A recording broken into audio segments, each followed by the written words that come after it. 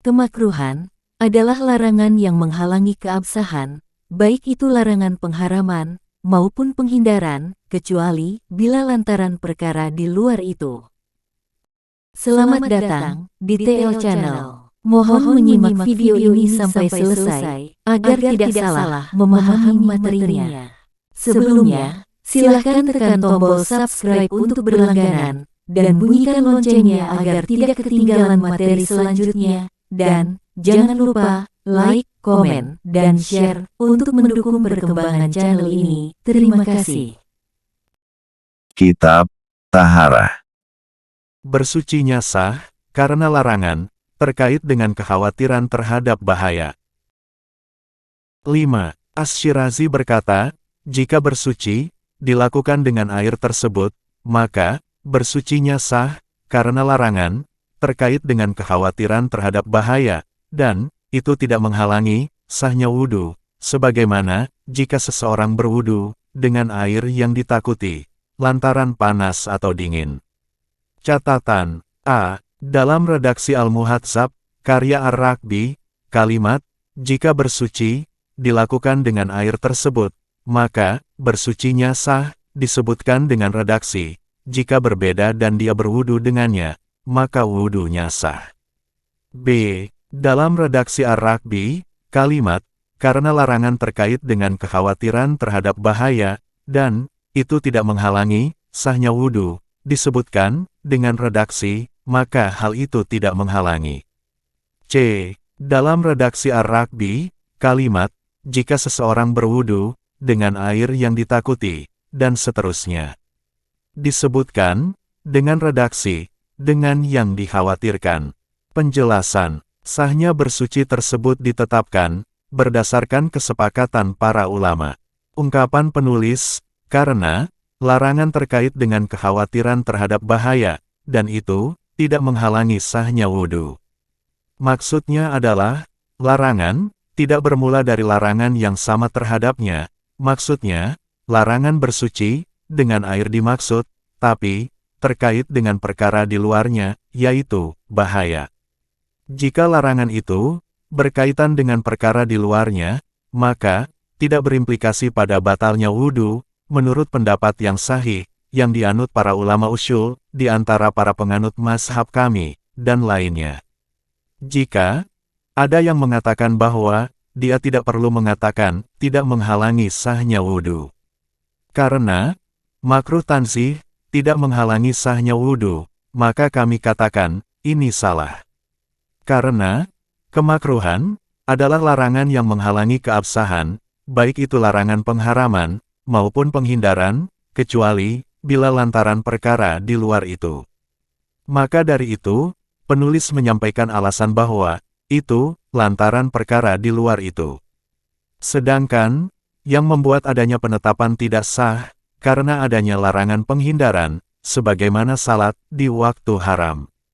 Maka, itu adalah makruh tanzih dan salatnya tidak sah, menurut pendapat yang paling sahih dari dua pendapat yang ada, sebagaimana yang akan kami jelaskan dalam pembahasannya insya Allah, sebagaimana jika dia berwudu dengan air yang dikhawatirkan panas atau dinginnya. Maksudnya adalah, hukumnya makruh, namun, wudunya sah. Dua hal ini, telah disepakati oleh para ulama di antara kami. Argumentasi hukum makruhnya, adalah, karena, ia dapat menimbulkan bahaya, dan, karena dalam kondisi demikian, dia, tidak bisa bersuci, dengan semestinya. Masalah-masalah. Masalah pertama, terkait dengan ungkapan penulis, dan, itu tidak makruh, kecuali, yang sengaja dipanaskan dengan sinar matahari, terdapat penjelasan, sebagaimana yang dijelaskan oleh para penganut mazhab kami, yaitu, bahwa bersuci dengan air laut, tidak makruh. Dengan air zam-zam, air yang berubah lantaran tidak mengalir cukup lama, tidak pula air yang dipanaskan, selama tidak dikhawatirkan akan menimbulkan bahaya, lantaran sangat panas, baik itu, dipanaskan dengan yang suci, maupun dengan najis. Semua masalah ini, telah disepakati di antara kami, dan, pada keseluruhannya, terdapat perbedaan pendapat, di antara sebagian generasi Islam terdahulu. Sedangkan air laut, mayoritas ulama, dari generasi sahabat, dan setelah mereka, menyatakan, air laut, tidak makruh, sebagaimana halnya pendapat mazhab kami. At-Tirmidzi, menyampaikan dalam Al-Jami', Ibnu Al-Munzir, dalam Al-Ashraf, dan lainnya, bahwa Abdullah bin Umar bin Al-Khattab radhiyallahu anhu, dan Abdullah bin Amr bin Al-Ash radhiyallahu anhu, menyatakan bahwa wudu dengan air laut makruh. Para penganut mazhab kami pun menyampaikan bahwa pendapat ini juga diriwayatkan dari Said bin Al-Musayyib.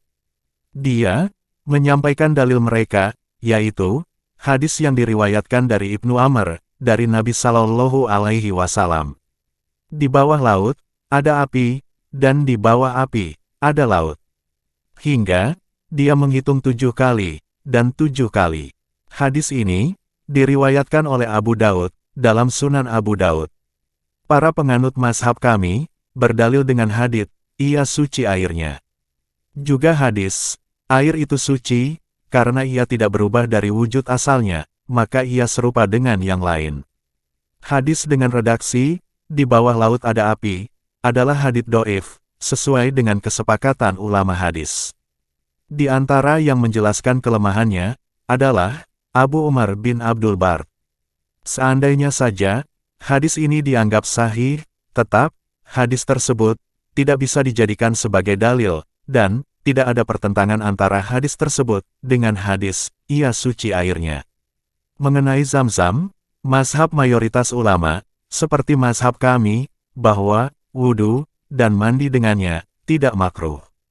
Riwayat dari Ahmad, bahwa dia berpendapat makruh, karena berdasarkan riwayat dari Al-Abbas radhiyallahu anhu, bahwa saat berada di Zamzam, dia berkata, "Aku tidak memperkenankannya bagi orang yang mandi, dan bagi orang yang minum, ia diperkenankan, dan bahkan dianjurkan." Dalil kami adalah nas-nas yang jelas dan tegas, serta mutlak, terkait dengan hukum air, tanpa pembedaan. Kaum muslimin pun, masih tetap berwudu dari air Zamzam, tanpa ada pemungkiran. Apa yang mereka sebutkan dari Al-Abbas, tidak sahih, tapi, dia menyampaikan dari bapaknya, Abdul Muthalib.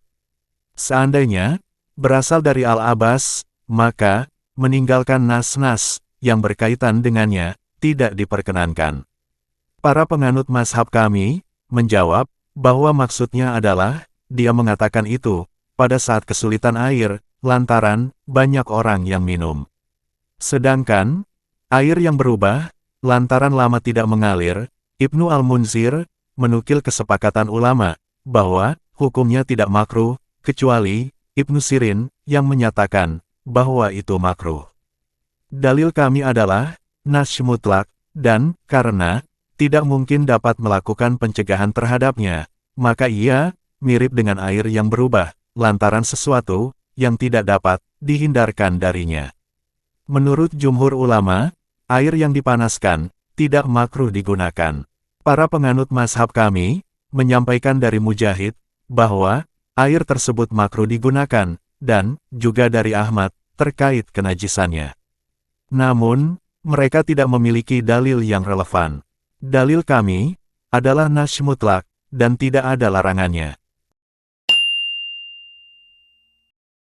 Masalah kedua, disebutkan dalam Sahih Al-Bukhari dan Sahih Muslim dari Ibnu Umar radhiyallahu anhu bahwa orang-orang singgah bersama Rasulullah Shallallahu Alaihi Wasallam di daerah bebatuan, bekas negeri kaum Samud.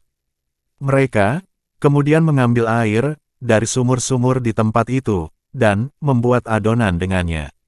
Namun, Rasulullah Shallallahu Alaihi Wasallam menyuruh mereka agar menuangkan air yang telah mereka ambil dan menjadikan adonan untuk makanan onta.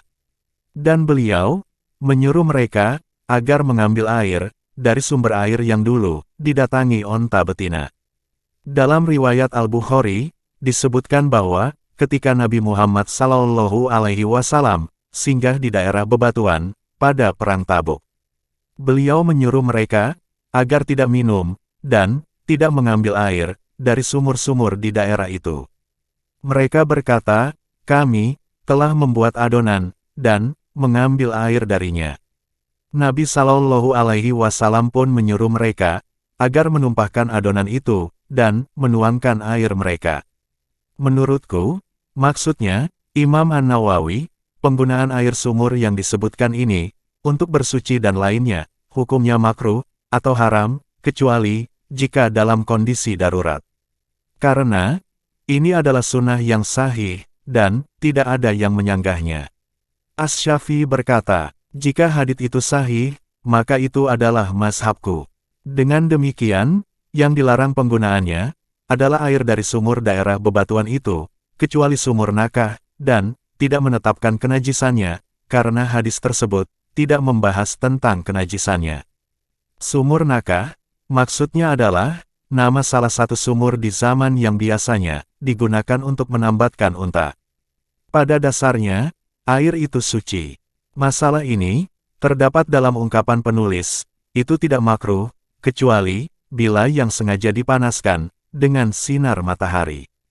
Demikian pula, terdapat di dalamnya sangat panas dan sangat dingin. Wallahu a'lam.